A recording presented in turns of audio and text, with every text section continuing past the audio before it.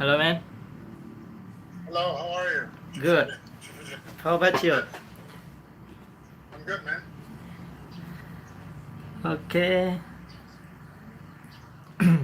So, where are you now? Are you in Pekanbaru? It's about 3 hours from Pekanbaru. Okay, that's great. So where are you now? I'm in California. I'm in San Jose, California. Okay, are you still with Relo? I'm doing a project in Brazil for Relo, but I'm there because I'm doing something else. Yeah, I was participating in a program at a university in Santa Cruz, which is close to here. But I'm still doing a project for Relo. Yeah. Okay. So will we go back to Indonesia for some program? I don't know, man. Like so far, I don't have anything certain yet. I may go there to maybe collect some data for my PhD program. So I'm trying to see if that's possible. You know what I mean? Like it's not nothing is certain yet. Okay. Okay. So it's, I mean, very busy, right? You're very busy, right?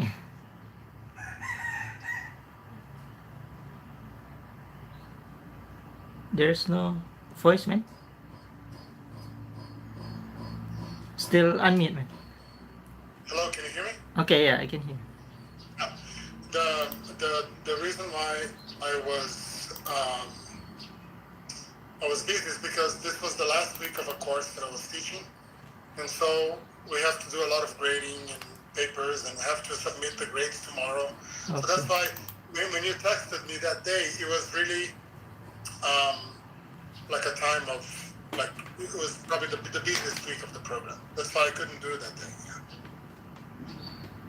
Okay, we are going to start in 5 minutes while waiting my friends because I just told them we're gonna do this morning, right?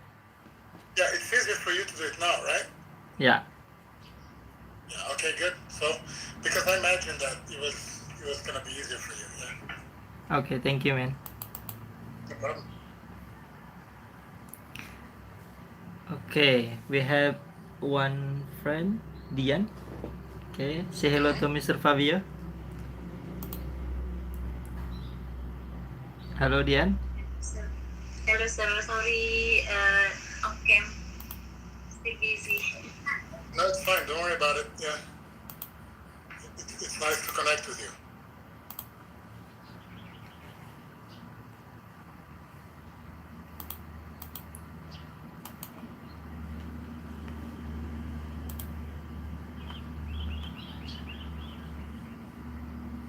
So where are you teaching? I'm teaching in State Junior High School now. Oh, that's great. So how do you like it?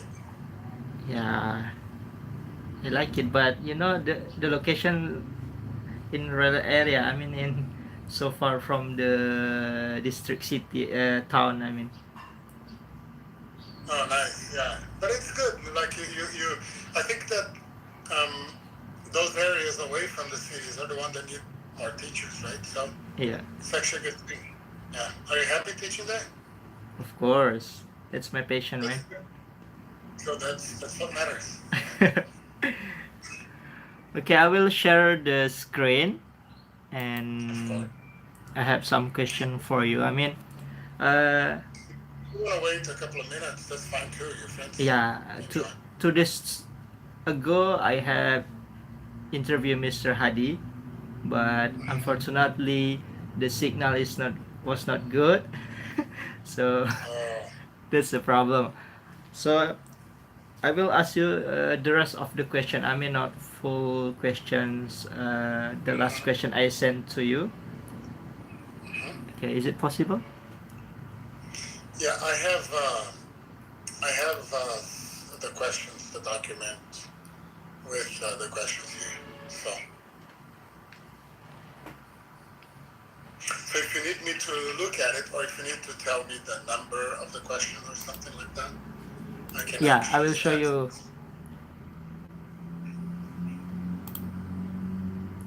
Can you see?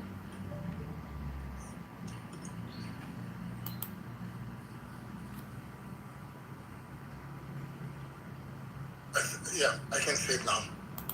If you can, yeah, I can see it. Okay, so our meeting today maximum in 1 hour, right? You are very busy. So I just wanna say very thanks to Mr. Fabio.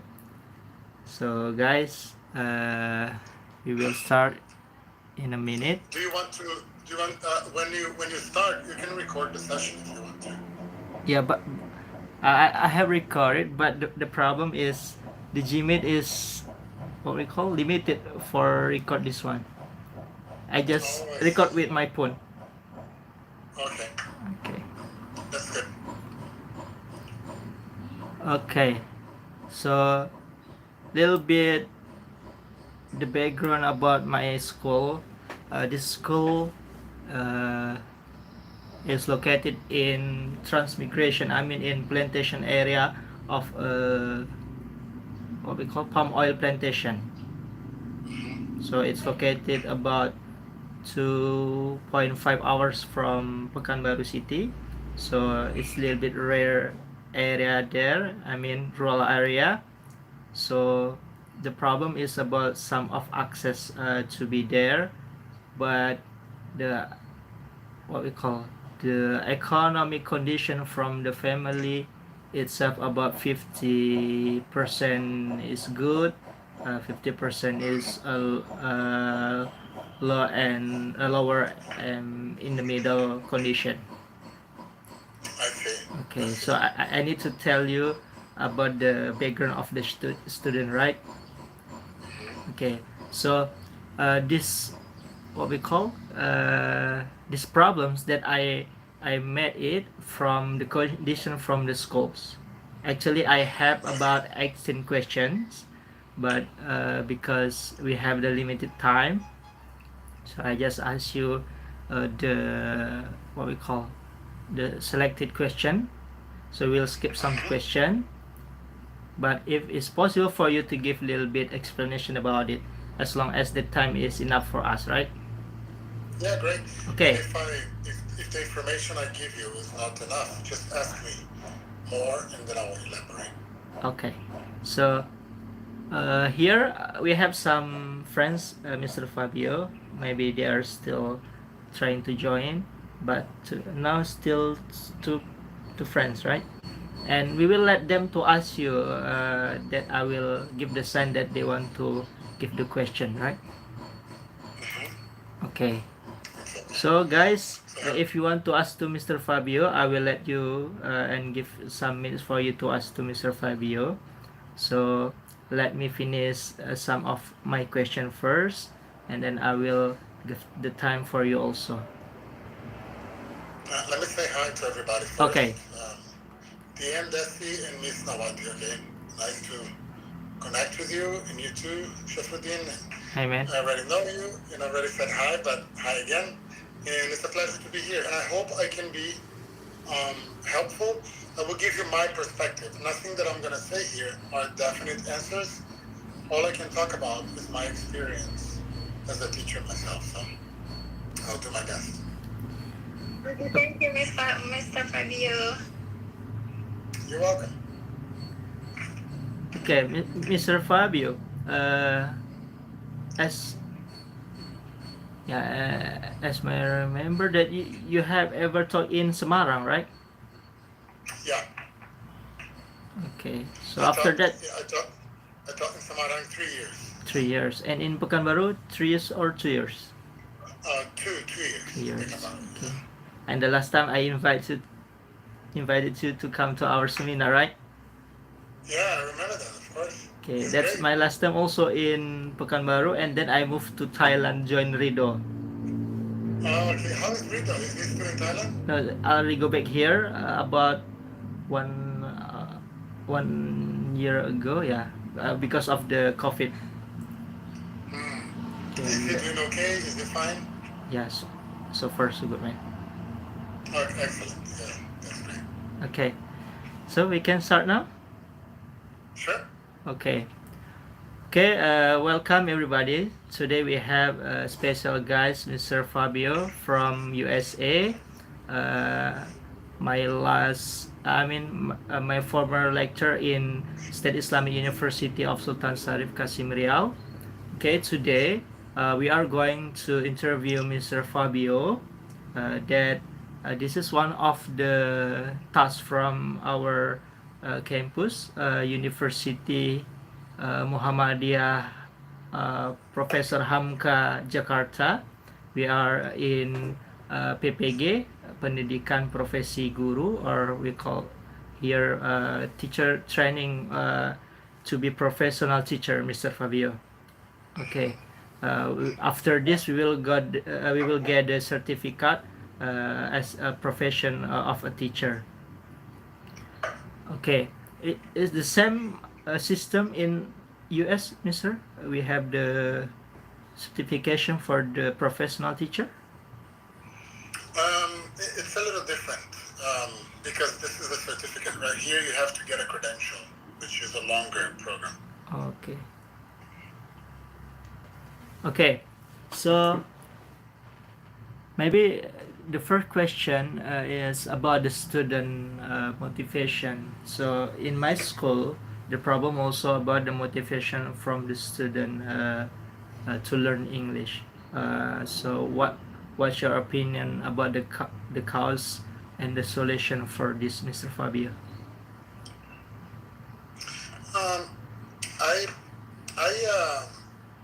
I mean, I tend to look at motivation. I think you have to consider a couple of things.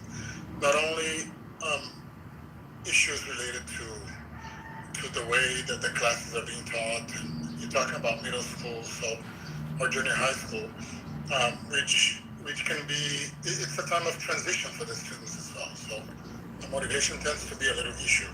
But in my experience as an educator, every time, and this is an adult, if you are learning something and people don't explain to you how useful that is, or you cannot see the application of something, then you don't see a reason for you to learn it.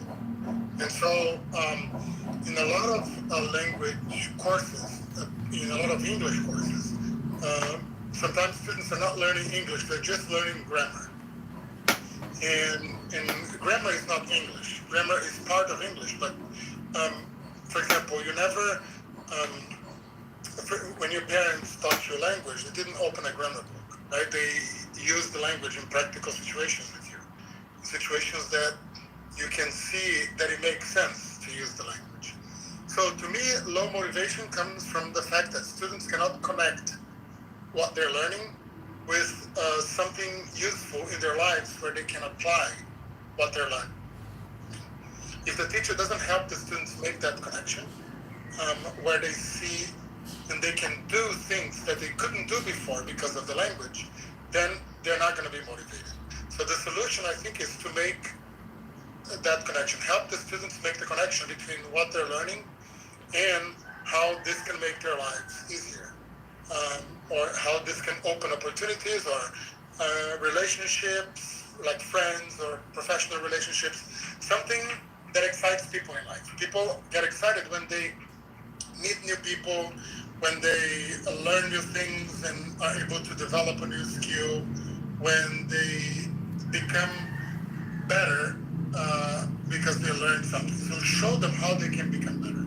Show how they can use English to make their lives better and create opportunities for them to experience that. And I think they'll have higher motivation, in my opinion.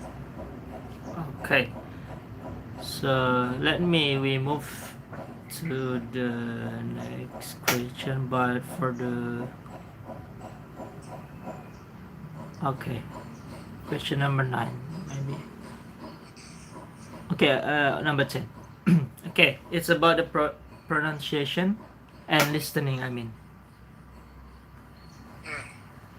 Okay, so they are in low ability for this one. I mean, because in primary school, okay, before they get to the junior high school, okay, they are grade from elementary school. They have no special subject for English. So the problem is, after graduate from the elementary school, they move to junior high school. So is it hard to teach them for directly speaking English, right? So we start from the zero for them. So what do you think about this one? Because their pronunciation and their listening is very very basic. Yeah, I mean, first of all, it's common for people when you teach English to find a class where students of every level can are in that class, right? So you're not going to teach a class only of like a high level. And for example, you have the students in the first year of junior high, students in the second year of junior high. Just because they went through the first year doesn't mean that they learned everything, right? So it's important to review and to review information and review content. And so that's the first thing I would say, because students they may need to review it because you don't memorize something, you don't internalize something just because you saw someone talking about it. You internalize something, but you can use it again and again, right? So, and so to me, when you want to develop a skill, whether it's pronunciation or listening, then you need to practice, right? This is true for everything in life. If you want to be a good driver, you have to drive a lot. If you want to be a good cook, you have to cook a lot. If you want to be a good, I don't know, martial arts practitioner, you have to practice a lot. The same thing with listening, the same thing with pronunciation. If you want the students to listen better, then practice that skill a lot with them. Help them develop that skill. Because the students are only going to develop what they practice and what they can use. If they don't practice, they're not going to develop or use something. So that's the cause. I think the cause is they haven't practiced it enough to internalize it, and the solution is to encourage them to practice that. Right? If you can do it in the classroom, great. If my students were bad at listening, I would do at least 10 minutes of listening every day, so that in a period of 3 or 4 months, they could improve their listening, right? But if you're just, because you're not really practicing. Right? Okay, thank you. Was that clear? Yeah, I mean, sometimes the problem also happen for Indonesian students, especially in my school. Yeah, we have the limit time for practicing, right? Okay, so we have to catch up the target of the student achievement, right? They have to pass their level uh, in limited time. I mean, for English itself, we only have about uh, 90 minutes. I'm one about 3 hours a week. Okay, for English subject, that's one of the problem. Okay, so uh, sometimes I try to make student practice a lot. So another problem is how to force them to practice at home, right? So because the problem also to their parents, the parents not really care about the students' learning process itself. What do you think about this? I think you have to teach within the limits that you have, right? So if you have 3 hours a week, that's what you have. If you want the students to practice more, I mean, many teachers are what we call are doing what we call here flipping their classroom, right? I mean, many teachers, they use the classroom for just explanations. I mean, the students are not practicing anything; they're just listening to explanations. Then the teacher gives homework so that they can practice at home. Well, they're not really practicing, because language, you need other people to practice, right? So why don't you do the opposite? Why don't you record videos with explanations so they can watch the videos at home, and then they come to class and they practice the content in class. So that's what we call flipping the classroom. Instead of explaining in the classroom and practicing at home, you can send short videos. I wouldn't do long videos because students are not going to watch the videos if they're long. But if you do videos of like 5 minutes explaining something, make sure everybody watches the video, and then the next day you practice that in class. Maybe you can play the video again quickly, just to see it again if it's only 5 minutes, and then practice that content in class, doing at home. Many teachers are doing that, especially in situations where they are they don't have much time. They are using videos, short videos, nothing long, because the long video is a boring video, right? And so you need to keep it short. And some students record the videos on weekend, like you, for example, 2 or 3 videos a week. And then, okay, if you have a class on Tuesday, then you send the video on Monday night to them. And say, please watch this tomorrow. Because the video is only 5 minutes, you can also play the video in class the next day, right?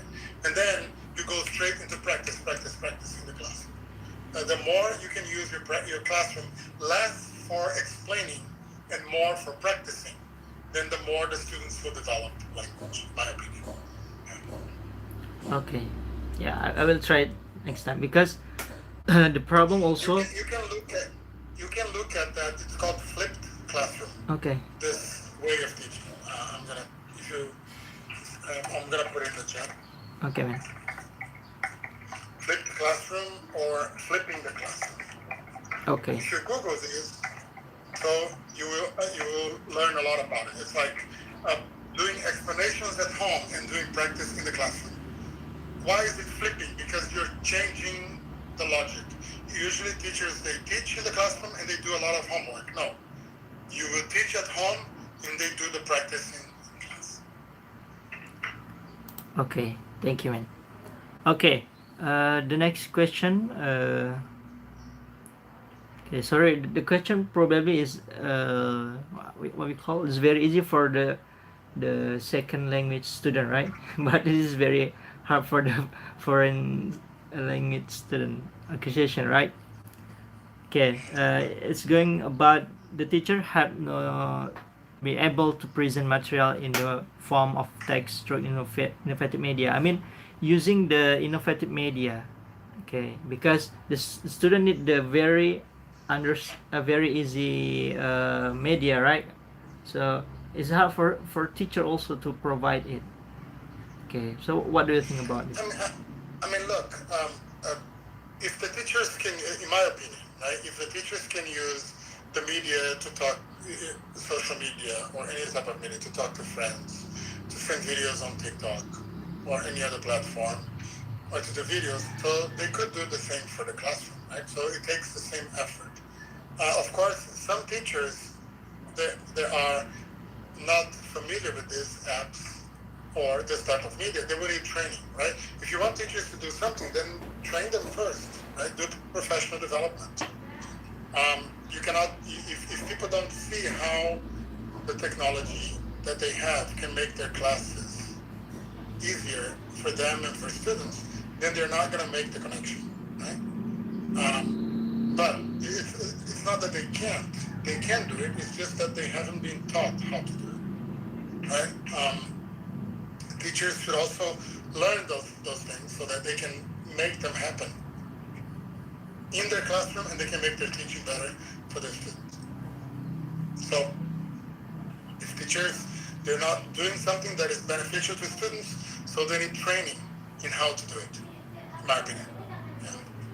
And if the school is not training teachers, so the teachers can get together and they can, there's at least one teacher who knows how to use social media, record videos, post the videos, create a WhatsApp channel with the students to post the videos. I mean, if you make videos on your phone, you can post them on WhatsApp with explanations and the students can watch it. If you open Zoom and do a meeting by yourself, you can record that meeting and then send it via WhatsApp, right? So everybody can do that on their computers or phones, right? And so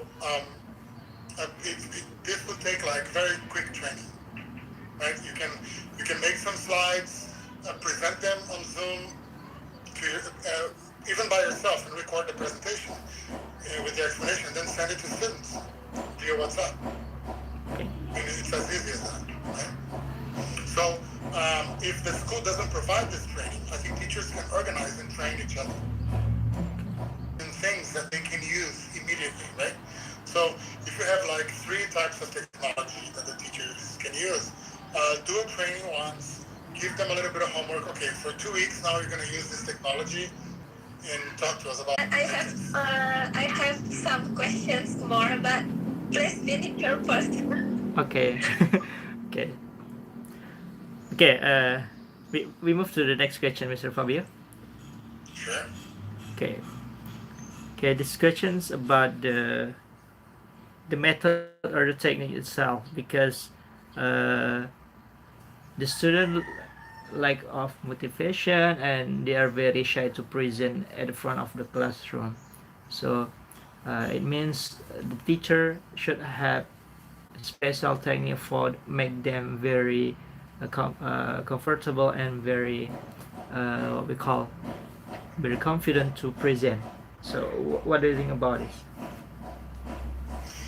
So I don't know if I like the idea of making students present in front of the classroom. When you use English in your real life, you speak with small groups of people, sometimes one or two people. To force students to go to the front of the classroom, it's a torture to a lot of students. You're not making them enjoy English. You're making them afraid of English. I prefer to use small groups. Students, they will speak in small groups, much more than they will speak in front of the classroom. Why do they need to go in front of the classroom? Maybe there's one or two students who like to go, let them go. The rest of them, make them in small groups. If you put students in small groups with their friends, they'll be comfortable to speak. If you put them in front of a classroom, they're not going to be comfortable because people are going to be laughing at them. So I think the technique is wrong. If the teacher is using, every time the students have to present, they go to the front of the classroom, that's a big mistake. Because many people don't like presentations. They're not comfortable with presentations. And most of the oral communication that we do in our lives is not presentations. We talk to small groups of people. So the classroom should reflect this reality.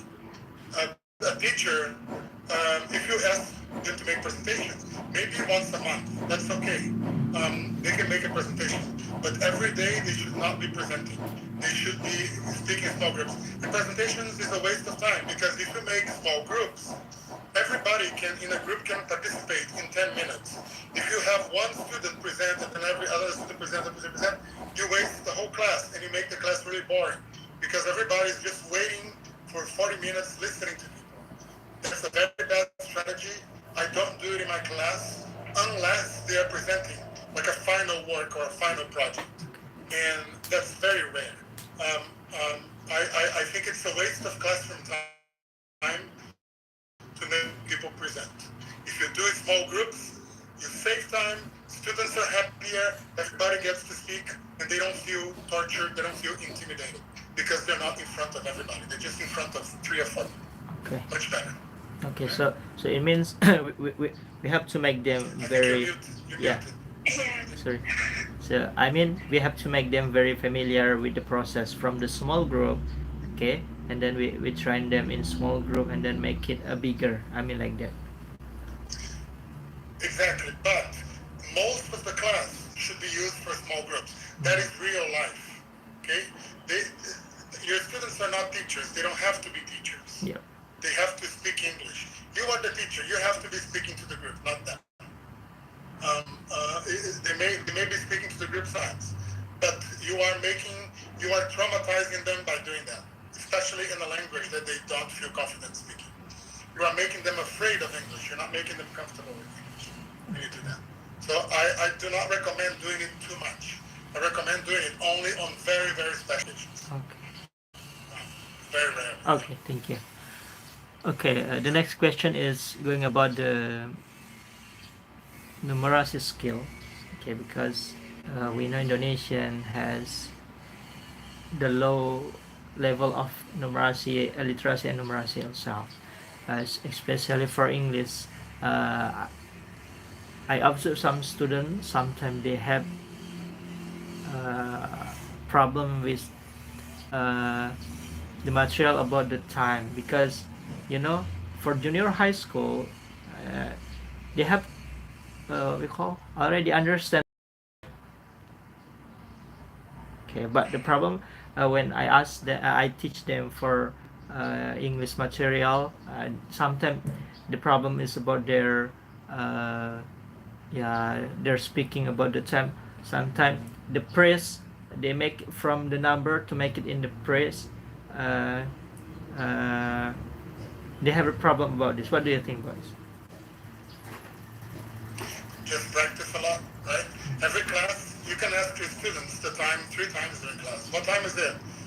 It's 9:45. Right on the board. Check. Okay, continue the class. 20 minutes later, what time is it again? They tell you. Right on the board. Practice. If you do this every class for 1 month, everybody will learn the time. Okay. Remember, if you want to be a good driver, you drive a lot. If you want to be a good cook, you cook a lot. If you want to be a good football player, you have to do it a lot. If you want to tell time well in English, you have to do it a lot. Make space in your class and practice it every class. 2 or 3 times. It takes 1 minute to ask people, what time is it? Right on the board, check. Okay, go back to what you're teaching. You know, you can do that many times in the day if you want to. Okay. And then after you do it again and again and again, they remember it. Okay? Okay. So, uh, the next is about the problem of the different. I mean, in British, sometimes we make it very very short, right? Or in American. Okay. So the different from the British and American style. What do you think about this? For the time material. Um, British and American what? Okay, the praise to mention about the time.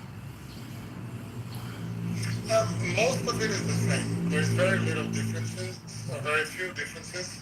Teach the students what they need to learn.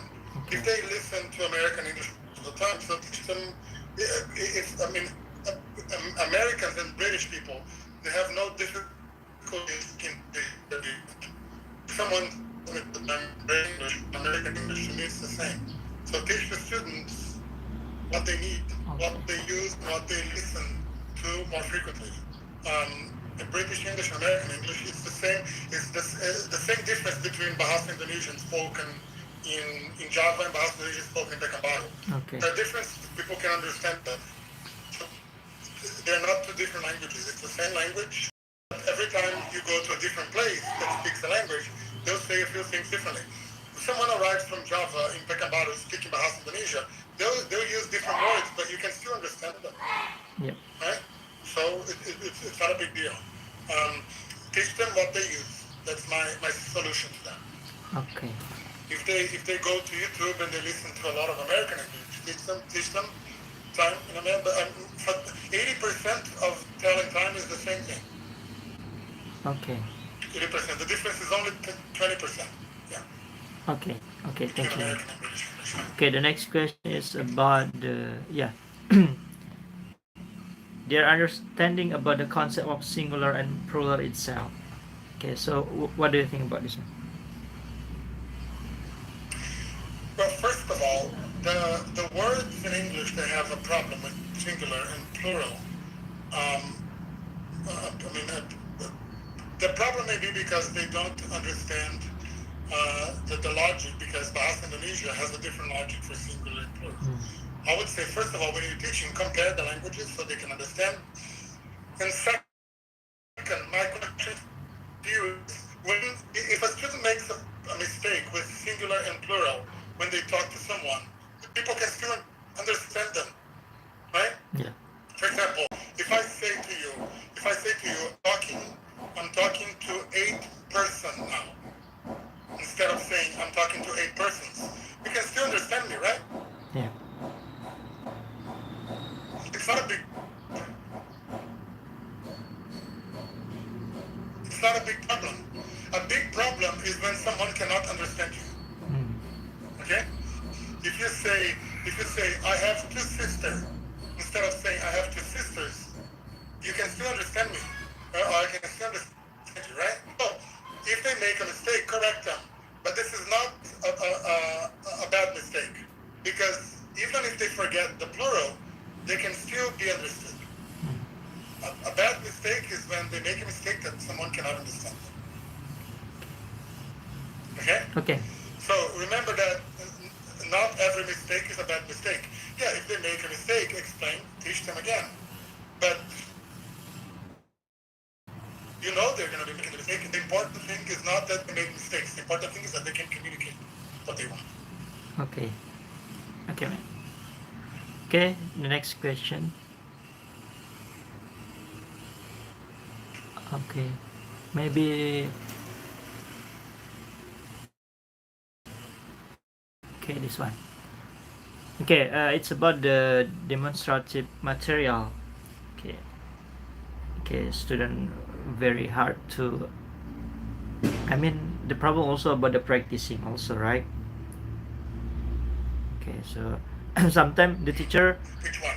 yeah, teach them how to teach them very familiar with this demonstrative. Sometimes they cannot compare between the demonstrative in the short rank to the far rank. Yeah, because yeah, I mean, I think that again you're talking about linguistic differences, right? Right? Like, talk about linguistic differences. Sometimes it doesn't really matter. Sometimes it doesn't really matter so much, right?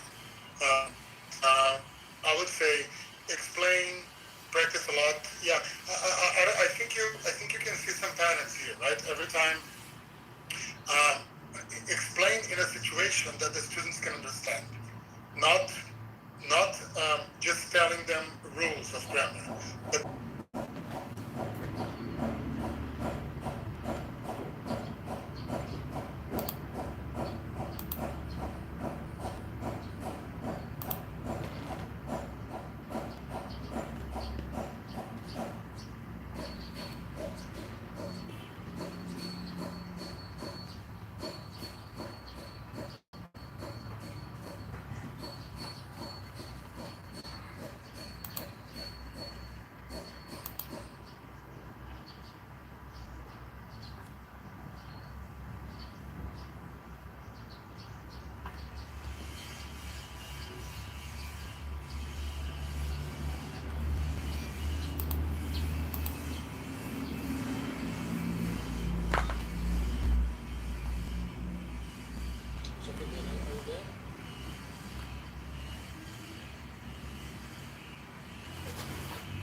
Okay, sorry, I will using the laptop one because.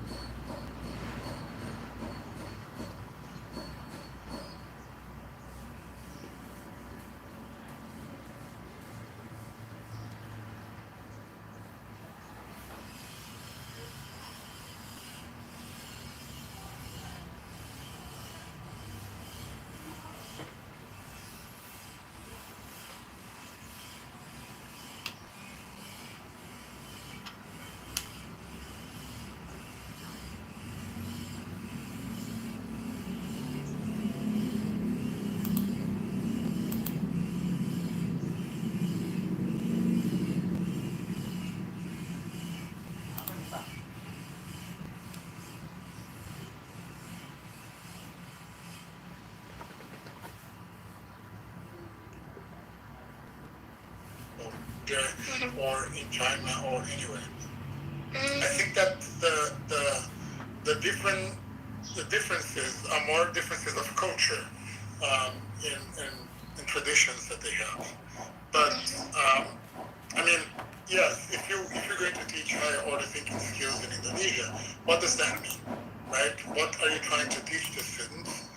And and think about what situations in Indonesia can they practice higher order thinking skills, right? Maybe to be more critical, maybe to be more to develop opinions, right? Maybe to question. So I think in the English language classroom, the more your students are making things, creating things, evaluating things, and those are high order thinking skills. Right? It's the skills that make them not just apply the information, but process the information and produce something with that information. So every time you teach something, the goal should be, what can my students do with it? What can they do now that they were not able to do before? And if your teaching goes in this direction, you're probably going to be developing higher order thinking skills naturally. But if your teaching is just for tests, this has nothing to do with high order thinking. Taking tests is the lowest order possible. Okay? People who know, they don't care about tests. They show what they know. Okay? Test is just for grade. But when you know something, okay, you show that you know it. Okay?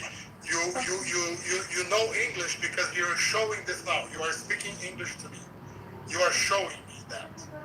That's much more important than me giving you a test. Does that make sense? Yeah, right? sir. A good soccer player doesn't show that through a test. They show, right, that they can play soccer. A good dancer, they don't talk about dancing. They dance for people and they show them. That's the same with English. So your class should be designed so that students can use what they're learning and show that they're learning by doing things. The more you do that, the more you're going to be practicing higher order thinking skills. But if that's not happening, then again, back to professional development, right? Because many teachers don't know how to incorporate high order thinking skills. It's true, sir. And it's fine, it's not their fault. I mean, I'm sure if they learn, they can do it, but they need to learn. Right? Okay. Okay, Miss Na? Miss Na, right? It's related to my question to number 16. Yeah, about the higher order thinking skill, right? Yeah, maybe you can move to the next question. Okay. Okay. Number 17. It's about the ICT skills, Mister. So, the problem also in Indonesia, the problem sometimes is not only about the teacher, student, but also we are going to use the ICT itself, but the access is the problematic, right? So it's make the teachers still minimal to use it. So what do you think about this? Again, before I talk about ICT in particular, again, if a teacher is not using something, professional development, right? Right? Okay. That's the solution. Right? Okay. Anything that teachers are not using, the solution is professional development. I was talking to the other participants saying, there's two things that I'm repeating a lot. Remember, if a student doesn't know something, practice more. If a teacher doesn't know something, professional development, right? Those are general solutions here. Now, ICT, my question is, do students have cell phones? In junior high, most of them do, right? So, and my question to you is, do you use cell phones as part of your teaching? Do you have students record videos and show things on a weekly basis, not just sometimes, right?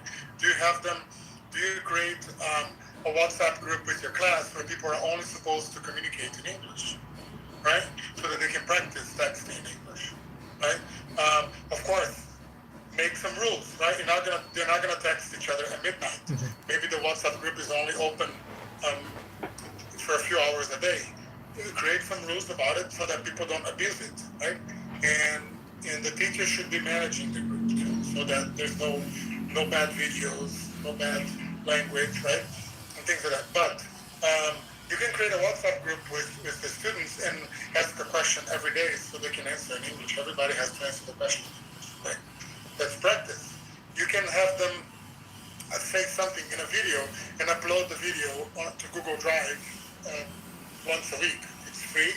They can do it on their phone. So ICT, you can do.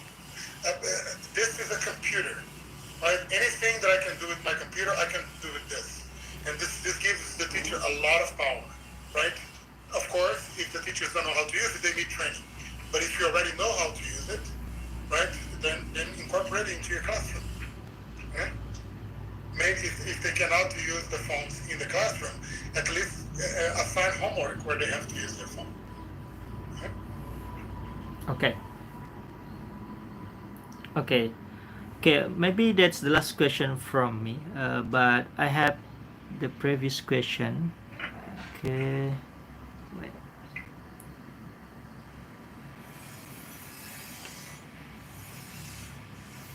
Okay. It's about the communication between teachers and parents. Okay, so we have problem about this also. What do you think about this, Mr.? Can you be specific about the types of what's the problem here? What do you mean limited? Yeah, I mean here, the majority from the parent itself is a worker in what we call in the factory of the plantation.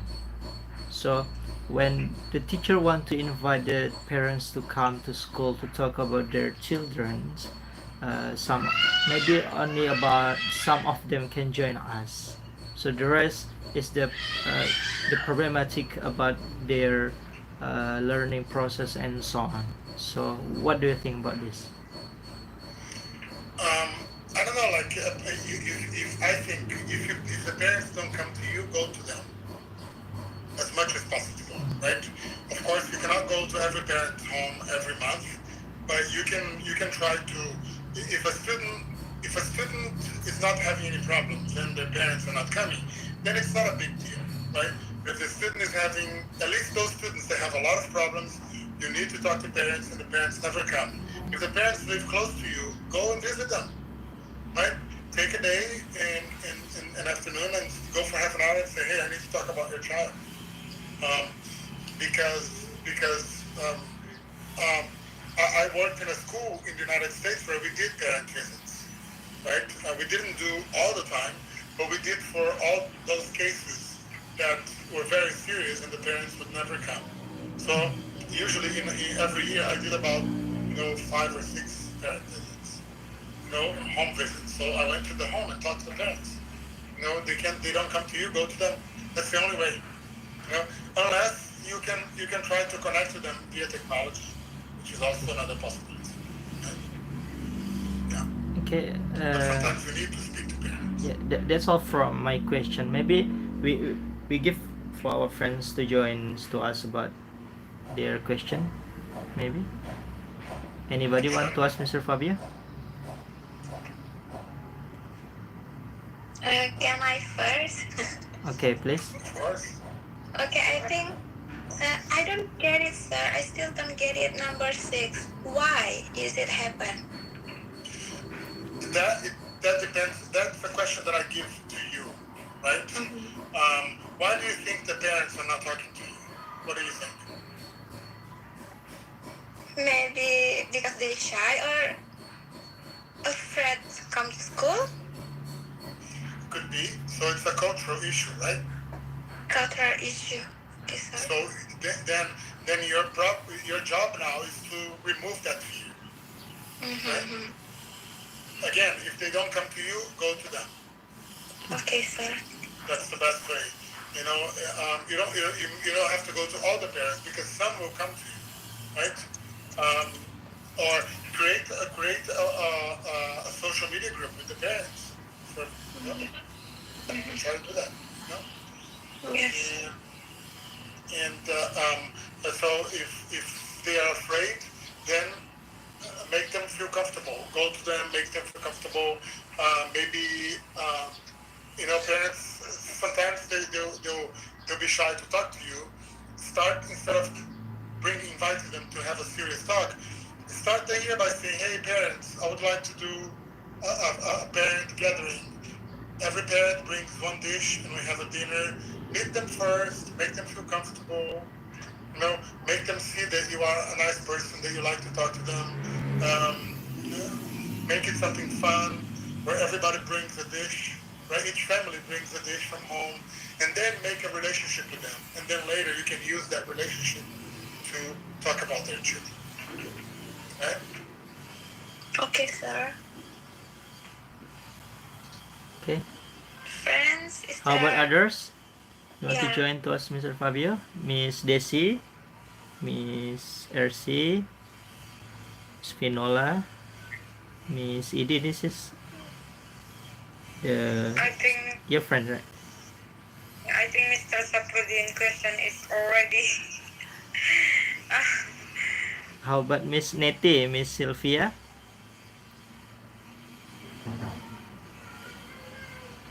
That's enough? I think that a couple Okay. of Please, Miss folks have raised their RC. hands. Yeah.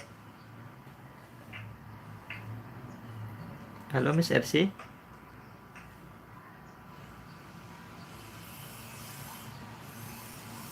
Or Miss... Who else?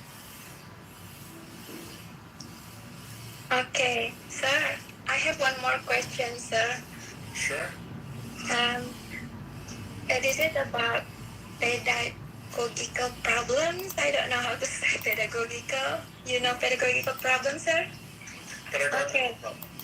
Okay, pedagogical problems of teacher.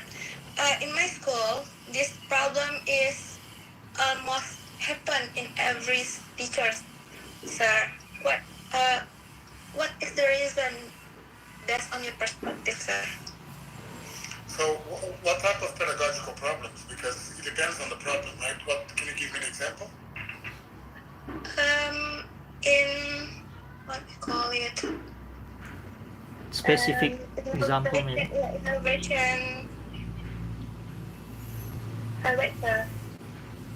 I think...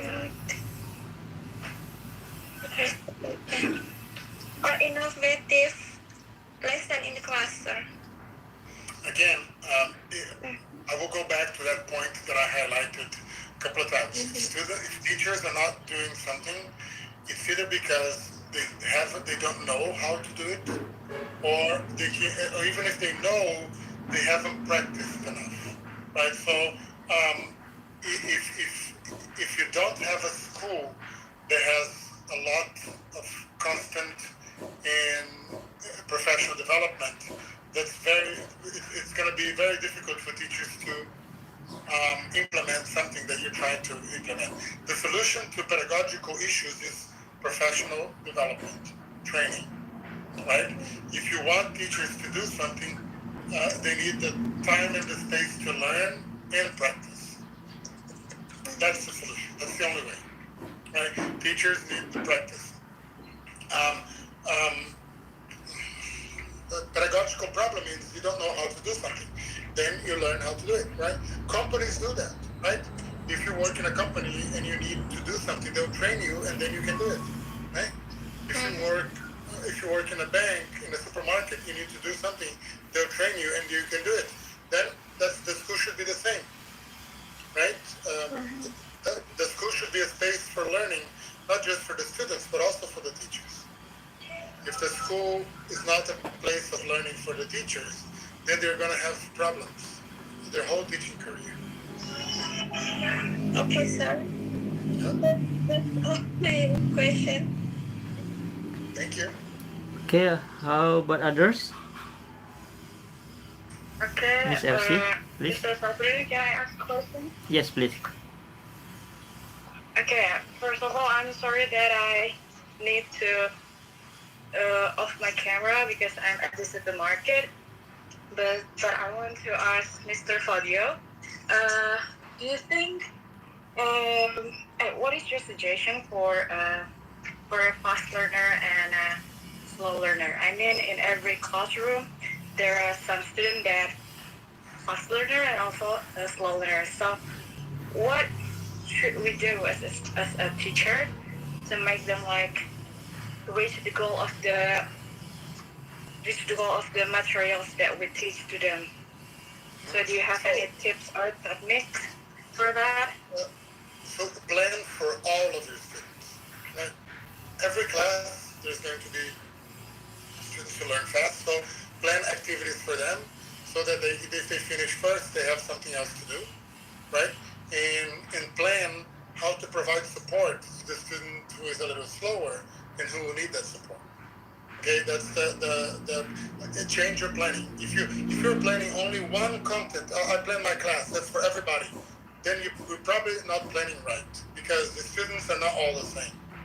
So your planning has to be a range. Okay, I'm going to teach this. The students who are faster are going to complete this and move to that.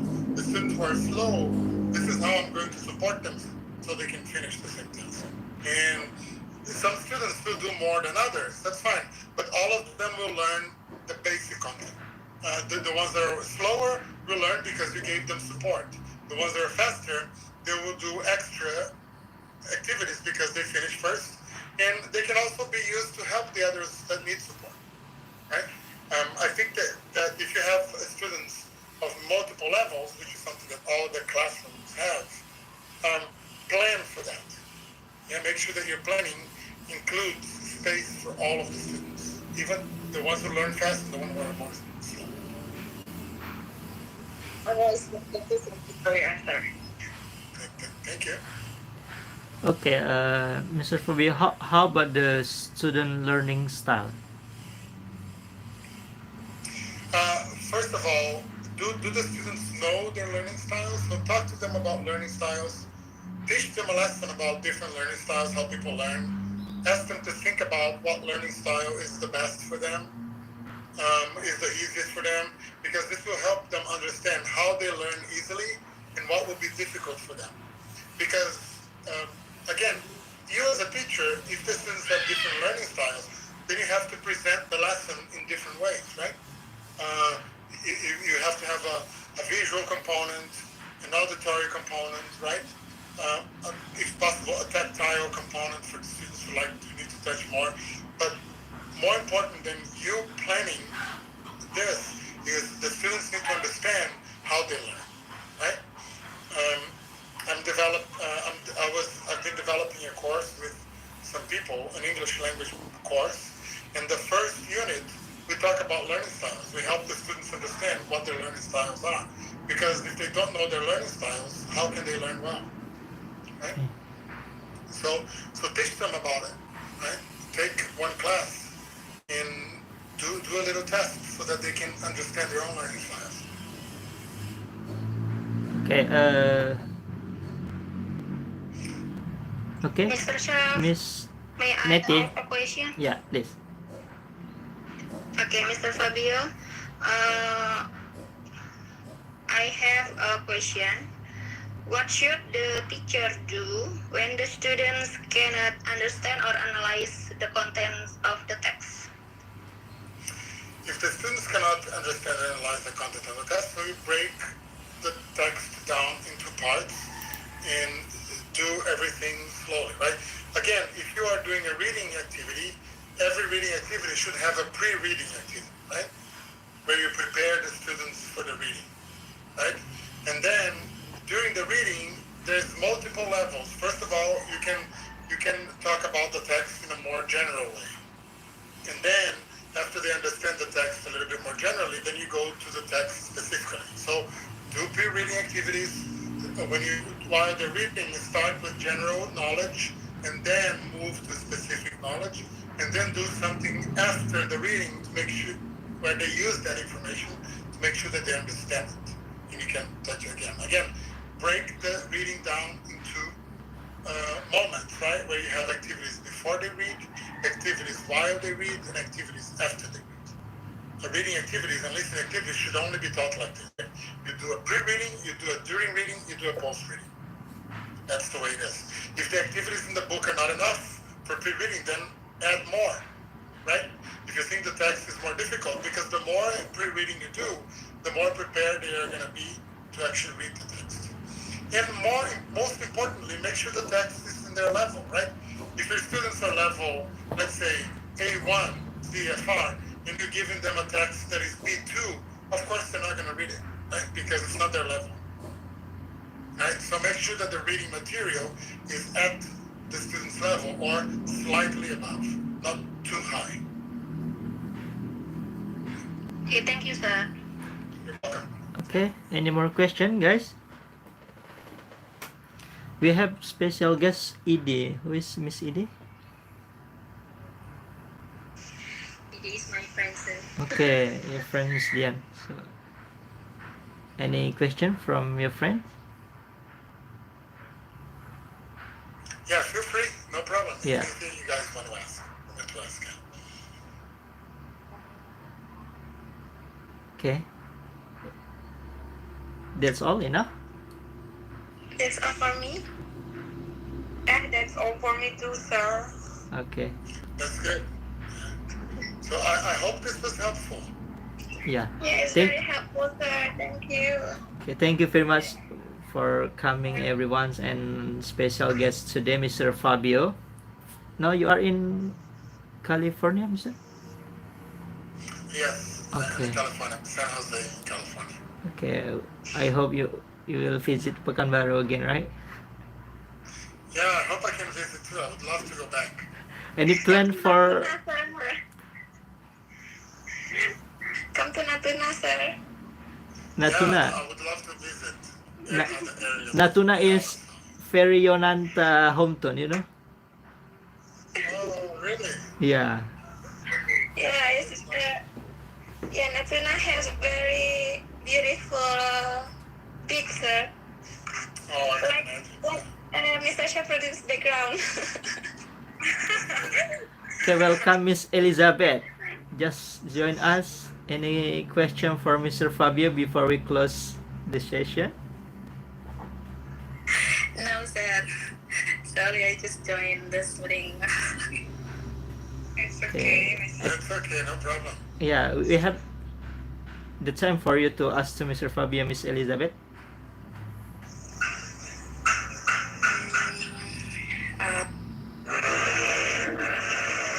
Have time first to think about the question, sir. Is it okay? Maybe only 1 minute. I need to check my question first. Is it okay? Okay. Of course. Yeah. Okay, while waiting, Miss Elizabeth. Okay, Mr. Fabio, your experience in Pekanbaru in Semarang, right? Only both city. Yes, in Indonesia, yeah. I worked in Pekanbaru first and then in Semarang, yeah, but only those two cities. Okay, and the last before going back to US, you were in China, right? Yes, I was in China for a couple of years. Yeah, before COVID, and then you go back to US. Yeah, and then I came back to, I went back to Brazil for a couple of years because I was working on a project there, and then now I'm between the US and Brazil, going back and forth. Okay. Okay. So after this, yeah, you said that you have class in this week for assessment, right? I mean, already finished? No, what I'm doing is I'm correcting the final papers from the Okay. students of the class that finished. We just finished yesterday, Friday. And so this weekend I'm correcting the papers because I have to grade them for Monday. So Monday all the grades have to be ready. So I'm finishing. So Yeah. So your it's okay like that. your daily schedule is teaching in university. Yes, I'm teaching university and I'm also working on a project with an English course in Brazil. Like working with English teachers in Brazil. Yeah. Okay. So because we plan to invite you whenever you have the time, right? That's fine. Normally, if you tell me, it's easier for me to to make sure that I can help you. If you tell me like a week or 10 days in advance, tell me a few more days, and then I can. It's easier on my schedule because usually for the next 2 or 3 days they're usually busy with stuff. But if you ask a week before, then it's easier to find time. But I'm happy to help. Yeah. Can't wait for that. Okay, we plan first. Yeah, great. Okay. Because last time our meeting in English Education Department, and now the alumni leader is Mr. Robbie. Oh, nice. Okay, so actually we plan for that, but now I'm busy with my schedule for this training of the professional teacher. So let's see next. Yeah, that's great. Okay, Miss Elizabeth, time is yours. Okay, but before I ask my question, maybe I will ask to Mr. Syafruddin first whether this question has been asked or not. So I will not repeat the same question. If it has already been asked to you, sir, I will just listen to the recording rather than asking you the same question. Okay, so my question is related to HOTS, higher order thinking. Have you asked that question, sir? Actually, we have Miss Misna also, but maybe different student and the school and the condition will be different cases, right? Okay, please, Mr. Fabio. Yeah, go ahead. Can you just read the question again? So, or because I don't know if there's any changes to the questions that you may have. Okay, so so the problem that I often face in my classroom is it is hard for some students to answer hot questions. Yeah, so when I come to them with higher order thinking questions, not all of the students can answer the question well. So my question is, what do you think the factors influence this problem, sir? I think that there may be a problem too in understanding what higher order thinking is, because the HOTS means higher order thinking skills. It's not just a type of question. What is a skill? Something, an ability that the student develops. So when I answer the question, it doesn't. You can ask any questions you want, but if your class you're only presenting information, and the students are not doing anything with that information, they're not practicing anything that is higher order, right? What are the higher order thinking skills? Can you list them for me? Some of you? Analyzing, and then what else? Producing. Yes. And then the student can create something from that. Exactly. So when you analyze something, that means you are using information and synthesizing that information based on your experience. When you are producing something, you are creating, right? So that has nothing to do with asking questions. My question to you is, when you teach something to students, do you teach for them to use that and do something and show that they know it, or do you just teach it for them to take a test? If you're just teaching for them to take a test, you can ask any questions you want. They're not practicing any higher order thinking skills. Higher order thinking skills have to do with how they apply the knowledge. It doesn't have to do with the question that you ask. Sure, some questions they require more thinking, and they tend to trigger more higher order skills. But that's not the question that determines the level of the skill. Is the way you design your lesson. If you are designing your lesson for students to show what they know, they're always practicing higher order thinking skills. If you're designing your lessons for students to take tests, they're not developing any higher order thinking skills. Higher order and lower order, they're not types of questions, they're types of skills, types of abilities that the students develop. That's the most important thing I would have to say about that. Okay? Okay. So I can conclude that as a teacher, maybe I only focus on the question, not to the skills, and ask the student to practice the skills itself. Yes, sir. Exactly. So let me give a concrete example of that. And that's not a problem that only you have. We teachers have this problem. So for example, okay,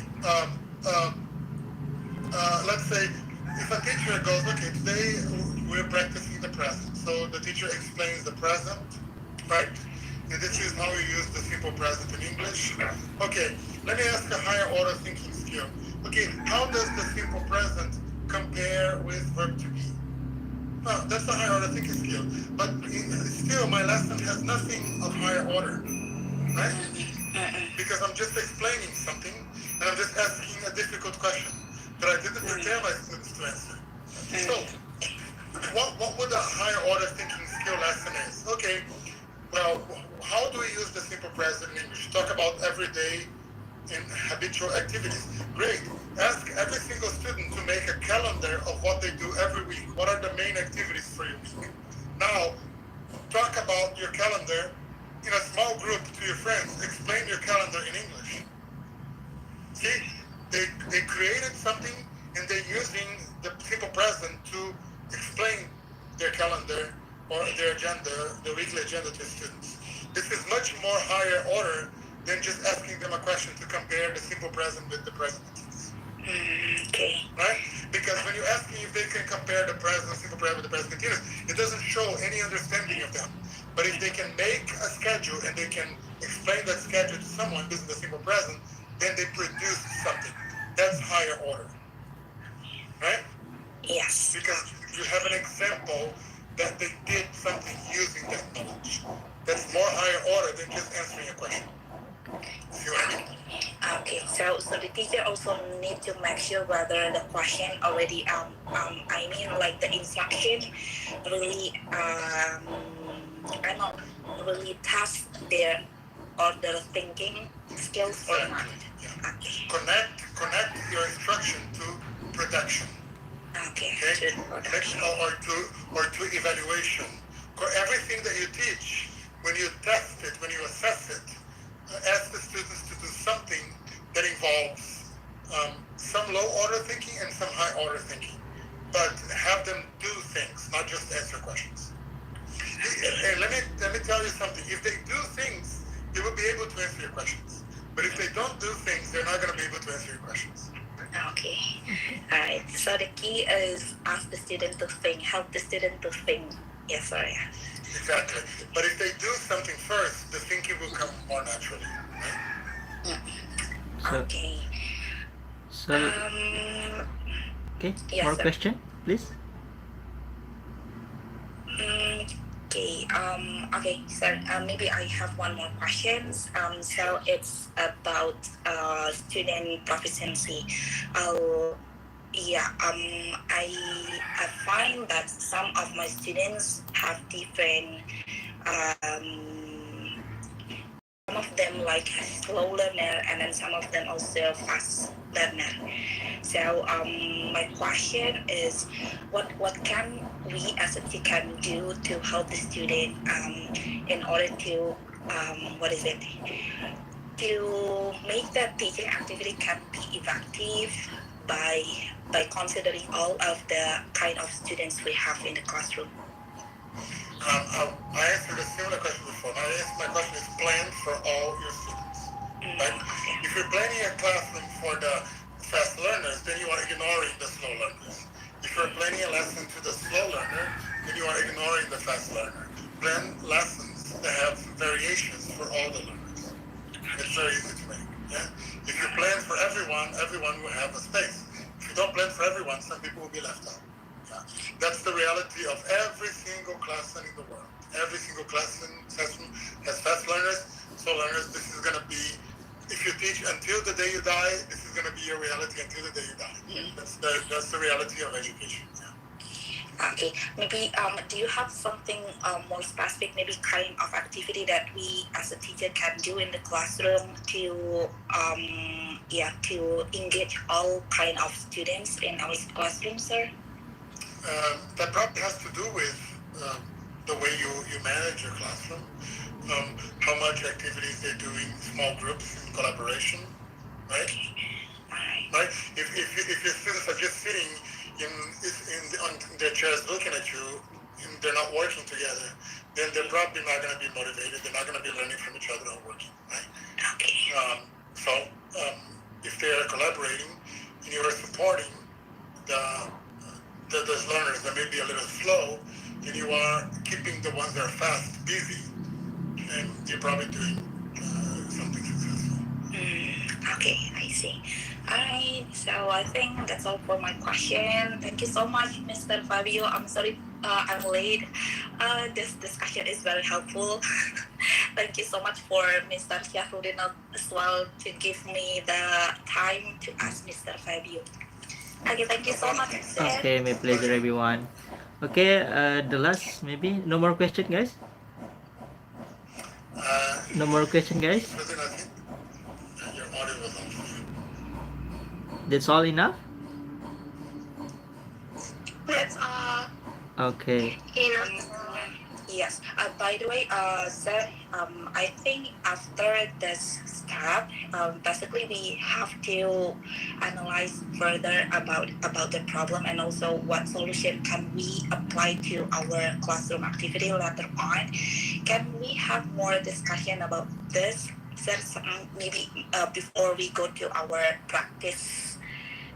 Yeah, because after this, we are asked to come to our classroom with a well-planned lesson plan.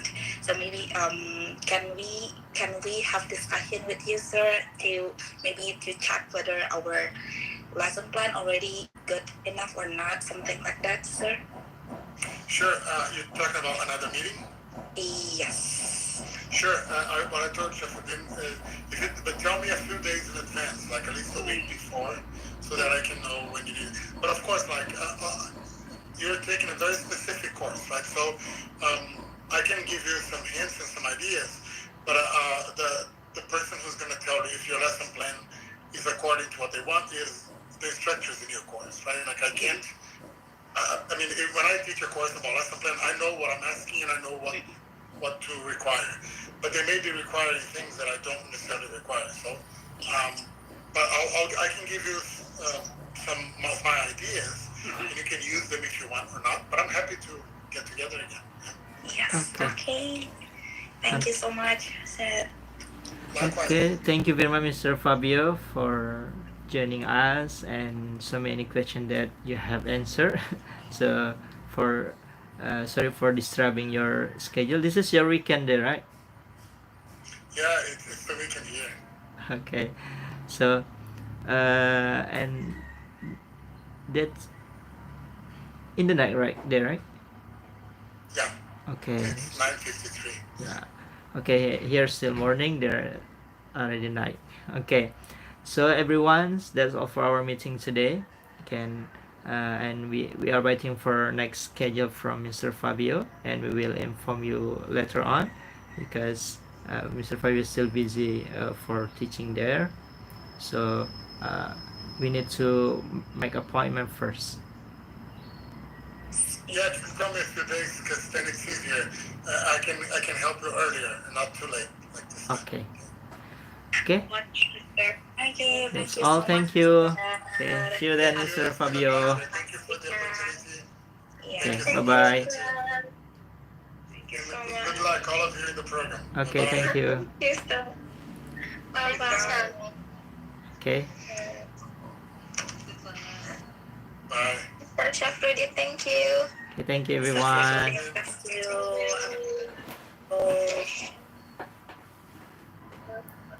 Assalamualaikum. Salam. Thank you. Oh ya, Mr. Syafruddin. Ya, Ini tadi Mr. Syafruddin udah ini ya, udah record. udah ada streaming ini. Oh, streaming di YouTube. Iya. Oke deh. Itu aja. Aku live ya.